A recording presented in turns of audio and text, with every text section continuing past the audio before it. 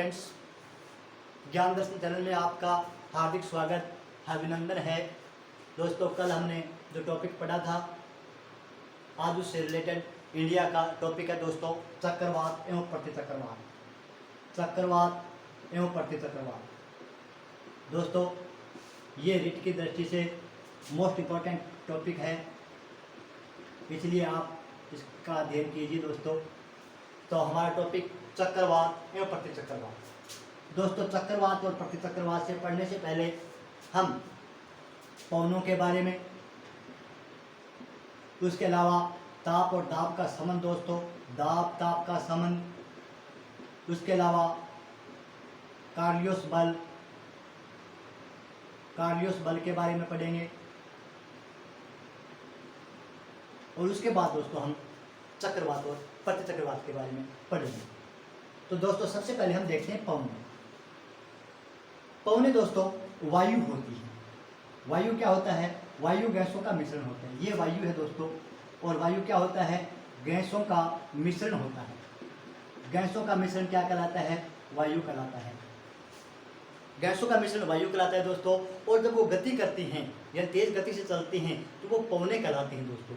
वायु है वो गैसों का मिश्रण कहलाता है, और जब गति करती हैं तो पवनें कहलाती हैं। वायु ही जब गति करती हैं तो पवनें कहलाती हैं।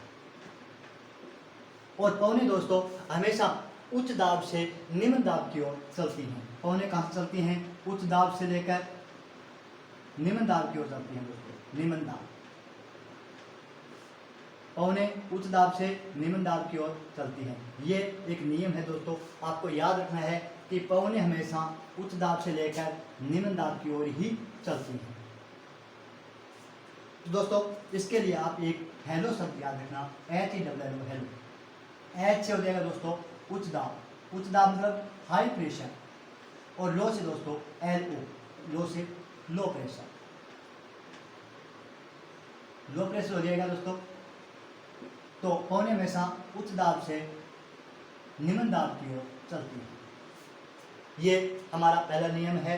हमने पढ़ लिया पवनें, क्योंकि वायु है वो, इसका पवनों का छोटा रूप है। वायु चलती है और गैसों का मिश्रण होता है, उसको वायु कहते हैं। जब दोस्तों ये गति के साथ चलती हैं तो पवनें कहलाती हैं। पवनों का नियम है कि हमेशा उच्च दाब से निम्न दाब की तरफ चलती हैं।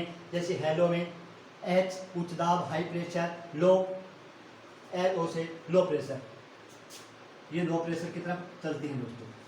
तो ये पवनों का नियम हो गया। अब दोस्तों हम दाब और ताप का नियम देखते हैं। दाब और ताप का नियम क्या कहता है कि दाब है दोस्तों वो ताप के व्युत्क्रमानुपाती होता है, यानी बिल्कुल उल्टा होता है। ताप और दाब का नियम देखें तो ताप हमेशा दाब के व्युत्क्रमानुपाती होता है, या दाब कहें तो ताप के व्युत्क्रमानुपाती होता है। दाब व्युत्क्रमानुपाती 1/ताप दोस्तों।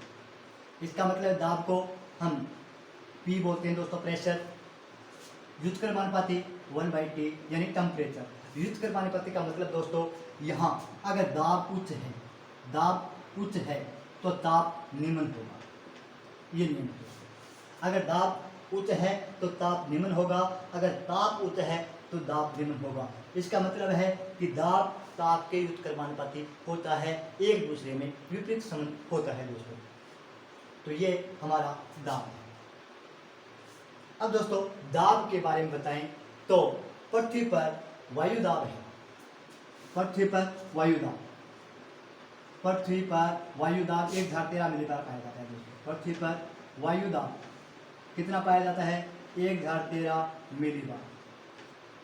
ये भी आपको ध्यान रखना है। पृथ्वी पर वायु दाब 1/13 मिलीबार।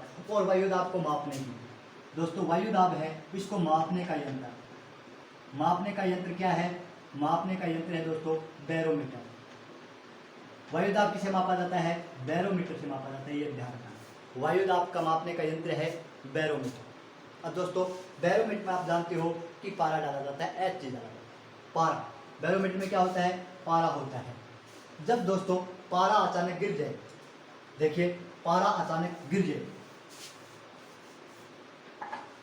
ये दोस्तों पारा है इसमें, और पारा अचानक गिर जाए किसमें?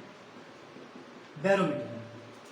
ये बैरोमीटर है हमारा यंत्र, वायु दाब मापने का यंत्र है बैरोमीटर। इसमें पारा अचानक गिर जाए तो दोस्तों तूफान आने की आशंका रहती है। अगर पारा एकदम गिर जाए, अचानक गिर जाए, तो तूफान आने की संभावना है।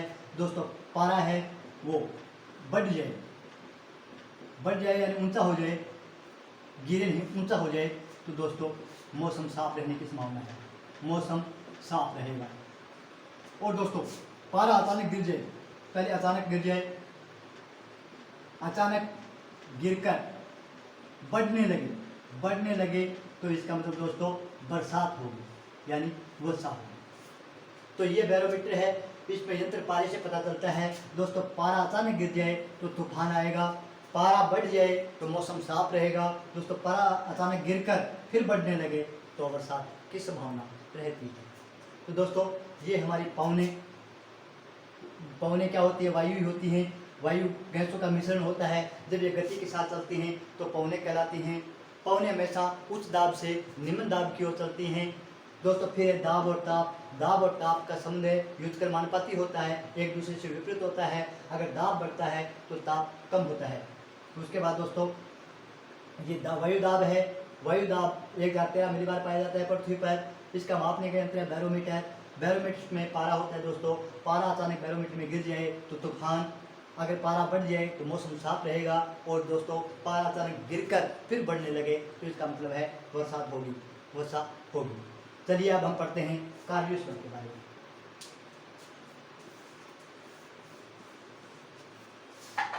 दोस्तों अब हमारा कार्योलिस बल। कार्योलिस बल क्या कहता है?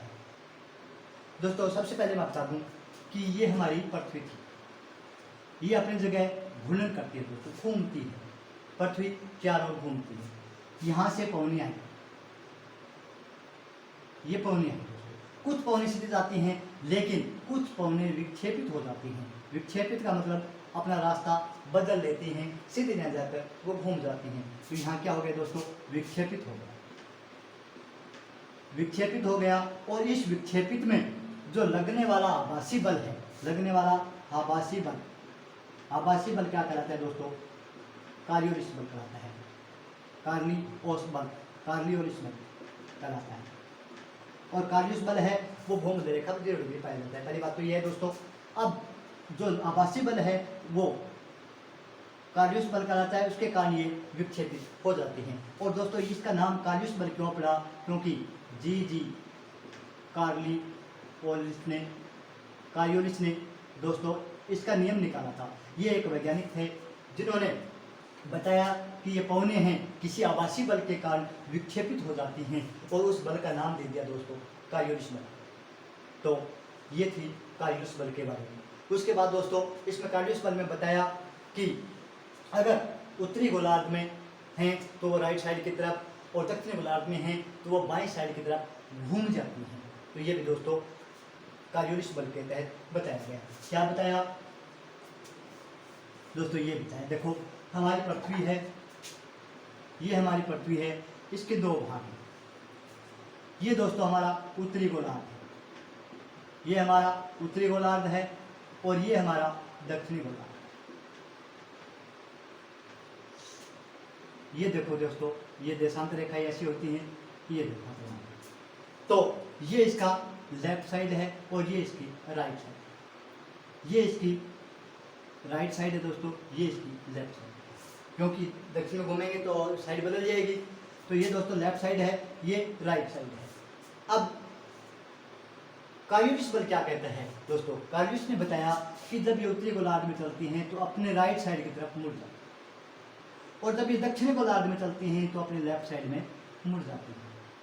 क्या बताया? जब ये उत्तरी गोलार्ध में चलती हैं तो अपनी राइट साइड की तरफ और जब दक्षिणी गोलार्ध में चलती हैं तो अपने लेफ्ट साइड में मुड़ जाती हैं। और दोस्तों इसके घूमने का तरीका देखिए दोस्तों, ये हमारा उत्तरी गोलार्ध है। अब यहाँ लो प्रेशर है, यहाँ क्या है? लो प्रेशर है। तो दोस्तों अब जो पवनें आएंगी वो घूमेंगी ऐसे, क्योंकि ये राइट साइड की तरफ घूम गई। तो राइट साइड की तरफ घूमेंगी, कैसे घूमेंगी दोस्तों? ये घूमेंगी एंटी क्लॉकवाइज।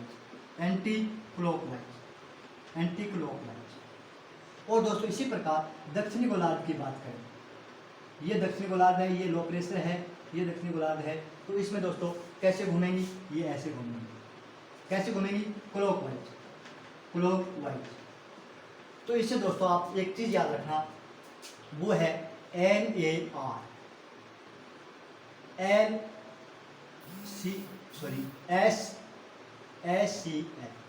ये NARSCL।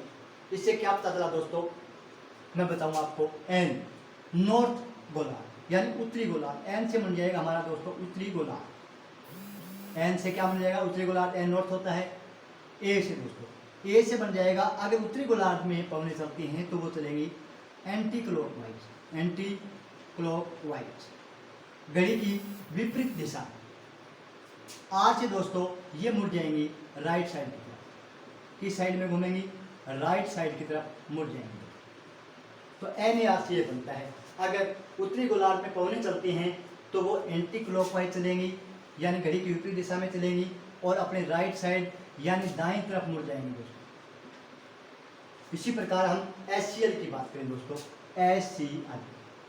SCL से ये दोस्तों दक्षिणी गोलार्ध है, S यानी दक्षिणी गोलार्ध, दक्षिणी गोलार्ध। इसमें दोस्तों C से क्लॉकवाइज, क्लॉकवाइज यानी घड़ी की दिशा में ये चलेंगी, घूमेंगी। और A से दोस्तों ये लेफ्ट साइड में बाईं तरफ मुड़ जाएंगे।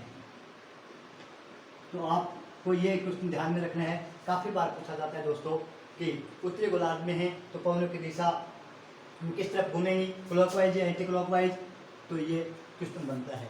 और कार्डियस बल क्या कहता है कि अगर दक्षिणी गोलार्ध में है तो पवनें हैं वो किस तरफ मुड़ जाएंगी, तो बाईं तरफ मुड़ जाएंगी। ये हमें बताना होता है। तो दोस्तों याद रखना है आपको NARSCL, ये हमारा नियम है। तो ये है दोस्तों कार्डियस बल। और कार्डियस बल आप जानते हो कि भूमध्य रेखा पर 0 पाया जाता है, बहुत कम पाया जाता है। अगर 0 पाया जाता है दोस्तों, नहीं तो बहुत कम। चलिए अब हम पढ़ते हैं चक्रवात और प्रतिचक्रवात। सॉरी दोस्तों, चलिए पहले पढ़ते हैं हम चक्रवात। चक्रवात, चक्रवात क्या कहते हैं दोस्तों, चक्रवात के 2 भागों में बांटा है चक्रवात। चक्रवात कौन कौन से होते हैं दोस्तों, 2 प्रकार के चक्रवात होते हैं। पहला होता है दोस्तों शीतोष्ण, शीतोष्ण कटिबंधीय चक्रवात, शीतोष्ण कटिबंधीय चक्रवात। और दूसरे होते हैं दोस्तों उष्ण कटिबंधीय चक्रवात, उष्ण कटिबंधीय चक्रवात। चक्रवात पूछे आपसे कितने प्रकार के होते हैं, तो चक्रवात 2 प्रकार के होते हैं दोस्तों, शीतोष्ण कटिबंधीय चक्रवात और उष्ण कटिबंधीय चक्रवात। कितने प्रकार के, शीतोष्ण कटिबंधीय चक्रवात और उष्ण कटिबंधीय चक्रवात। अब दोस्तों देखिए आप, ये है हमारी अर्थ। यहाँ दोस्तों ये 0 डिग्री है, 0 डिग्री यानी भूमध्य रेखा। कौन सी रेखा है, भूमध्य रेखा। यहाँ पर कार्डियस बल का मान 0 रहता है दोस्तों, कार्डियस बल का मान क्या रहता है, 0 रहता है। ये देखिए दोस्तों 5 डिग्री, 5 डिग्री और ये 5 डिग्री, 5 डिग्री दक्षिणी अक्षांश और ये 5 डिग्री दोस्तों उत्तरी अक्षांश, 5 डिग्री दक्षिणी अक्षांश और 5 डिग्री उत्तरी अक्षांश। दोस्तों ये है शांत पृथ्वी। कौन सी पृथ्वी, शांत पृथ्वी। इसमें हलचल नहीं होती है, इसको दोस्तों डोलड्रम बोलते हैं, डोलड्रम। शांत पेटी है, इसको डोलड्रम बोलते हैं। उसके बाद दोस्तों आप जानते हो कि 23.5 डिग्री उत्तरी अक्षांश कर्क रेखा, 23.5 डिग्री दक्षिणी अक्षांश मकर रेखा होती है। तो हम दोस्तों यहाँ 25 डिग्री बोलते हैं, 25 डिग्री और 25 डिग्री, 25 डिग्री उत्तरी अक्षांश और 25 डिग्री दक्षिणी अक्षांश होती है। यहाँ दोस्तों भूमध्य रेखा हमेशा गर्म होती है, पता है आपको, क्योंकि सूर्य का ताप है वो सीधा यहाँ पड़ता है, 0 डिग्री पड़ता है। भूमध्य रेखा हमेशा गर्म होती है। तो दोस्तों यहाँ धीरे धीरे चलेंगे तो उष्ण होगा, आगे चलेंगे तो शीतोष्ण होगा, क्योंकि गर्मी है वो कम होती जाएगी। तो दोस्तों ये 5 डिग्री से लेकर 25 डिग्री उत्तरी अक्षांश, 5 डिग्री से लेकर 25 डिग्री दक्षिणी अक्षांश में कौन से चक्रवात आते हैं, तो दोस्तों ये आते हैं उष्ण कटिबंधीय चक्रवात। उष्ण कटिबंधीय चक्रवात, यहाँ भी दोस्तों उष्ण कटिबंधीय चक्रवात आते हैं। तो पहला नियम यह हो गया दोस्तों, उष्ण कटिबंधीय चक्रवात 5 डिग्री से लेकर 25 डिग्री के मध्य। कौन सा क्षेत्र है? ये है उष्णकटिबंधीय चक्रवात का क्षेत्र। 5 डिग्री से लेकर 25 डिग्री उत्तरी अक्षांशों के मध्य। ये हमारा पहला नियम हो गया दोस्तों। अगर आप बात करें शीतोष्ण कटिबंधीय दोस्तों 35 से लेकर 60 और 65 कर लेते हैं दोस्तों। 35 से 60 भी आ जाता है, 65 भी आ जाता है। यहाँ 35 से लेकर 65 डिग्री दक्षिणी अक्षांश और 65 डिग्री उत्तरी अक्षांश दोस्तों। यहाँ आते हैं शीतोष्ण कटिबंध, क्योंकि यहाँ ध्रुव आ गए दोस्तों और यहाँ शीत ऋतु होती है, शीत ज़्यादा होती है, तो यहाँ शीत और उष्ण, यानी उष्ण से निकल गया है, इधर शीत से निकल गया है, तो ये क्या हो गया? शीतोष्ण चक्रवात। तो शीतोष्ण चक्रवात का जो क्षेत्र है वो है दोस्तों 35 डिग्री से लेकर 65 डिग्री के मध्य अक्षांशों के मध्य। तो पहला है दोस्तों चक्रवात शीतोष्ण चक्रवात कहाँ आते हैं? 35 डिग्री से 65 डिग्री अक्षांशों के मध्य। उष्ण चक्रवात कहाँ आते हैं? 5 डिग्री से 25 डिग्री अक्षांशों के मध्य। 2 नंबर दोस्तों, इसमें आप साथ में अंतर भी होता जाएगा और साथ में आप करते जाएंगे। तो शीतोष्ण चक्रवात और उष्ण चक्रवात ये 35 से 65 डिग्री अक्षांशों के मध्य, उष्ण चक्रवात 5 से 25 डिग्री अक्षांशों के मध्य। अब दोस्तों इनका निर्माण होता है वातावरणों के सहारे इनका निर्माण होता है। वातागर क्या होते हैं दोस्तों? वातागर सुन लो पहले। जैसे कुछ पवनी हाशिया यानी उच्च दाब से निम्न दाब की ओर बढ़ती हैं, तो यहाँ निम्न दाब का क्षेत्र है, यहाँ निम्न दाब का क्षेत्र है, यहाँ उच्च दाब का क्षेत्र है और यहाँ भी उच्च दाब का क्षेत्र है। यहाँ निम्न दाब का क्षेत्र है दोस्तों, तो ये यहाँ तक आ गए, ये यहाँ तक आ गए दोस्तों। ये ऊँट मिल जाती है, लेकिन कुछ यहाँ बीच में जगह रह जाती है, जैसे ये जगह रहती है, और इस जगह को यहाँ दोस्तों न तो ये पहुँच पाती हैं और ना ये पौने पहुँच पाती हैं। तो जो बीच का स्थान होता है उसको दोस्तों वातागर बोलते हैं। जहाँ पौने नहीं पहुँच पाती वो क्षेत्र वातागर कहलाता है। तो दोस्तों इसका निर्माण वातागरों के सहारे होता है, क्योंकि यहाँ पौने नहीं पहुँच पाती, इधर से पौने आते हैं दोस्तों, इधर से पौने आते हैं, तो कुछ ध्रुवों की तरफ से आएंगी और इधर दोस्तों उष्ण की तरफ से आएंगी, क्योंकि दोनों उच्च दाब के क्षेत्र हैं और ये निम्न दाब का क्षेत्र है दोस्तों। यहाँ जगह बच जाएगी जिसको बोलते हैं वातागर, और इनका निर्माण दोस्तों वातागर के सहारे नहीं होता, वातागर के सहारे नहीं होता। ये इसका 2 नंबर है। अब दोस्तों 3 नंबर की बात करें तो इनका विस्तार, 3 नंबर की बात करें दोस्तों, इनका विस्तार कितना होता है? शीतोष्ण कटिबंध इनका विस्तार होता है दोस्तों 800 से लेकर 1600 किलोमीटर, यानी वर्ग किलोमीटर तक इनका विस्तार है। हमने देखा भी था 35 से लेकर 65 डिग्री उत्तरी अक्षांशों के मध्य और दक्षिण अक्षांशों के मध्य, तो इनका क्षेत्र हो जाता है 800 से लेकर 1600 किलोमीटर उसके क्षेत्र हो जाता है दोस्तों। लेकिन इनका विस्तार देखें तो ये होता है दोस्तों 200 से लेकर 500 वर्ग किलोमीटर, क्योंकि इनका क्षेत्र है वो 5 से लेकर 25 डिग्री अक्षांशों के मध्य। तो यहाँ 20 अक्षांश आए दोस्तों और यहाँ 30 अक्षांश आ गए, तो इनका क्षेत्र तो बढ़ना ही है। तो इनका विस्तार होता है, इनका शीतोष्ण कटिबंधीय चक्रवातों का विस्तार होता है 800 से 1600 वर्ग किलोमीटर, और दोस्तों उष्ण कटिबंधीय चक्रवातों का विस्तार होता है 200 से लेकर 500। उसके बाद दोस्तों वायु गति की बात करते हैं। अगर वायु की गति की बात करें तो दोस्तों यहाँ वायु गति कम होती है, 40 से 60 किलोमीटर प्रति घंटा ही होती है। शीतोष्ण कटिबंधीय चक्रवातों में वायु चलती है 40 से लेकर 60 किलोमीटर प्रति घंटा, लेकिन दोस्तों उष्ण कटिबंधीय चक्रवातों की बात करें तो 120 से लेकर 300 किलोमीटर प्रति घंटा की रफ्तार से चलती हैं। और दोस्तों टॉर्नेडो है तो वहाँ 400 किलोमीटर 600 किलोमीटर तक चलती हैं। अगर दोस्तों टॉर्नेडो की बात करें तो वहाँ 600 किलोमीटर प्रति घंटा की रफ्तार से पवनें चलती हैं। कौन सी की? टॉर्नेडो तूफान है दोस्तों, चक्रवात है। टॉर्नेडो की बात करें तो वहाँ 600 किलोमीटर प्रति घंटा की रफ्तार से पवनें चलती हैं। तो शीतोष्ण कटिबंध में वायु गति होती है 40 से 60 किलोमीटर प्रति घंटा, और दोस्तों उष्ण कटिबंध की बात करें तो 120 से 300 किलोमीटर प्रति घंटा होती है। दोस्तों अब इनकी उत्पत्ति की बात करें। उत्पत्ति है शीतोष्ण कटिबंधीय चक्रवात है, उनकी उत्पत्ति सागर से भी होती है दोस्तों, महासागर जैसे, और स्थल से भी होती है। लेकिन दोस्तों अगर बात करें उष्ण कटिबंधीय की तो सिर्फ सागर से ही होती है, इनकी उत्पत्ति सिर्फ सागर से होती है। तो ये भी इसमें अंतर है दोस्तों। इनकी वायु गति 40 से 60 किलोमीटर प्रति घंटा होती है शीतोष्ण की, और दोस्तों उष्णकटिबंधीय चक्रवात है उनकी गति 120 से लेकर 300 किलोमीटर प्रति घंटा होती है। और दोस्तों टॉर्नेडो चक्रवात आए तब तो 600 किलोमीटर प्रति घंटा हो जाती है इनकी, यानी 600 किलोमीटर प्रति घंटा की रफ्तार से पहुंचने चलेंगी तो टॉर्नेडो तूफान आएगा। तो उसके बाद दोस्तों उत्पत्ति इनकी सागर से भी होती है, सतलज से भी होती है। और दोस्तों उष्णकटिबंधीय चक्रवात है उनकी उत्पत्ति सिर्फ सागर से होती है। यहाँ दोस्तों अब इनके बारे में कहें तो यहाँ वर्षा कम वर्षा होती है, तो विनाशकारी भी कमी होंगे दोस्तों, कम विनाशकारी होते हैं। ये विनाशकारी भी कम होते हैं शीतोष्ण कटिबंध, और कम ही वर्षा होती है। यहाँ दोस्तों मूसलाधार वर्षा होती है, मूसलाधार वर्षा होती है। किसमें? उष्ण कटिबंधीय चक्रवात आते हैं जहाँ मूसलाधार वर्षा होती है, यानी 5 से लेकर 25 डिग्री अक्षांशों के बीच मूसलाधार वर्षा होती है। और दोस्तों ये चक्रवात आते हैं वो विनाशकारी होते हैं। क्या होते हैं? विनाशकारी होते हैं। चलिए दोस्तों आगे फिर देखते हैं। 6 नंबर तक हमने देख लिए।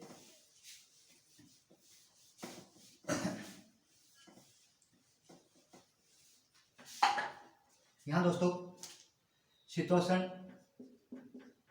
कटिबंधीय चक्रवात 6 नंबर तक देख लिए हमने। और यहाँ है दोस्तों उष्ण कटिबंधीय चक्रवात।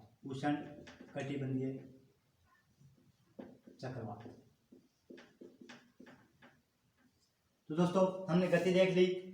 अब हम प्रभाव देखेंगे कि कौन सी पवनों का प्रभाव पड़ता है, कब आते हैं। दोस्तों अब हम बात करें ऋतुओं की, तो शीतोष्ण कटिबंधीय चक्रवात हैं वो ग्रीष्म ऋतु में भी आते हैं और शीत ऋतु में भी आते हैं। ग्रीष्म ऋतु में भी आते हैं दोस्तों और शीत ऋतु में आते हैं। लेकिन उष्ण कटिबंधीय चक्रवात हैं वो सिर्फ ग्रीष्म ऋतु में ही आते हैं, दोस्तों इनका प्रभाव देखें तो कौन सी पवनों का प्रभाव पड़ता है। तो यहाँ दोस्तों उस शीतोष्ण कटिबंधीय है, यहाँ पछुआ पवने हैं वो प्रभाव डालते हैं। लेकिन दोस्तों उष्ण कटिबंधीय चक्रवात हैं वहाँ व्यापारिक पवने प्रभाव डालते हैं, व्यापारिक पवने प्रभाव डालती हैं।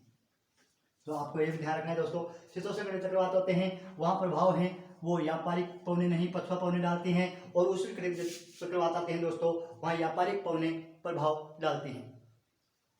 और यहाँ दोस्तों इसके अलावा बताएं तो ये वी की तरफ घूमती हैं, यानी पश्चिम से पूर्व। और ये दोस्तों पूर्व से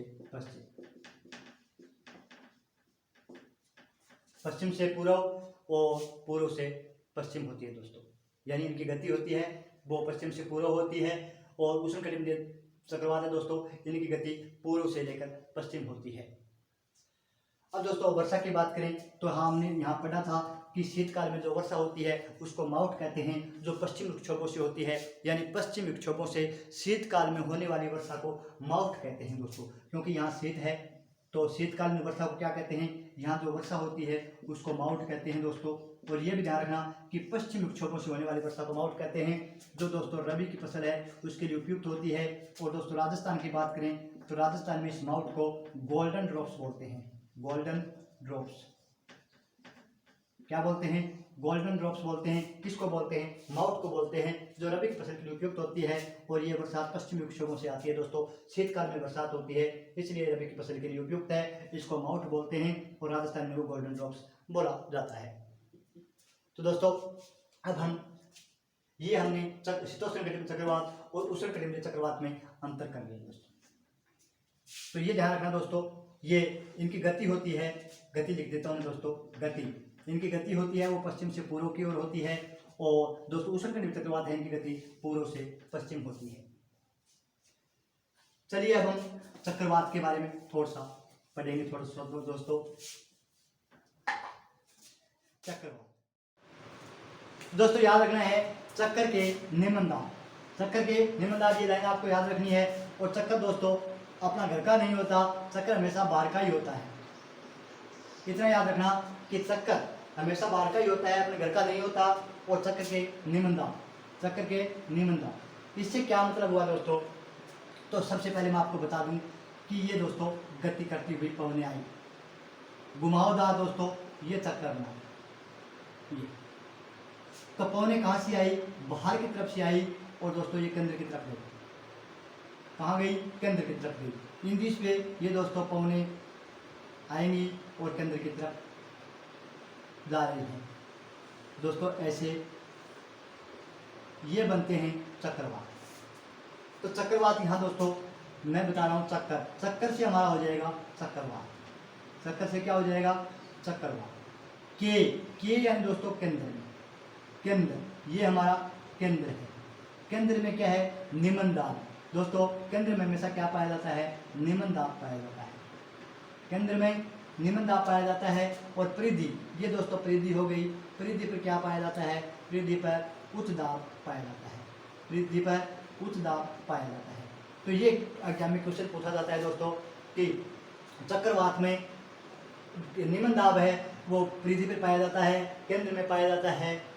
और प्रति चक्रवात के बारे में दे देता हूँ दोस्तों। तो आपको ध्यान रखना है कि चक्रवात है उसके केंद्र में निम्न दाब पाया जाता है। चक्रवात बनते हैं उसके केंद्र में निम्न दाब पाया जाता है। और दोस्तों ये पवने हैं, पवनों की गति बाहर से होती है और दोस्तों केंद्र की तरफ होती है। ध्यान रखना, परिधि से केंद्र की ओर, पवनों की गति परिधि से केंद्र की ओर होती है। तो इसलिए मैंने बाहर बताया दोस्तों कि चक्कर है वो बाहर का होता है, यानी बाहर से आती हैं और केंद्र की तरफ पहुंचने जाती हैं। तो आई होप दोस्तों आपको ये चक्रवात समझ में आया होगा। अगर दोस्तों प्रति चक्रवात की बात करें तो बिल्कुल इसका उल्टा, जस्ट विपरीत दोस्तों, केंद्र की तरफ से बढ़ेगा और दोस्तों ऐसे आएगा।